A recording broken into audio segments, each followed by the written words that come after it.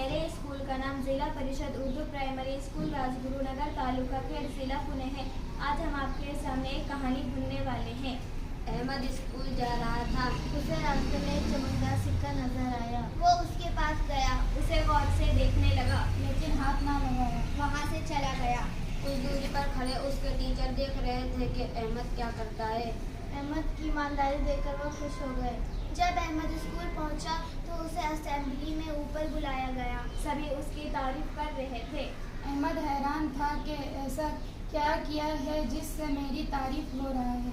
फिर टीचर ने चमकदार सिक्के का वाकया सुनाया कि अहमद ने उसे देखकर भी लालच ना की, ना ही उस सिक्के को हाथ लगाया। इसकी ईमानदारी देखकर टीचर ने 100 रुपए का नोट इनाम में दिया।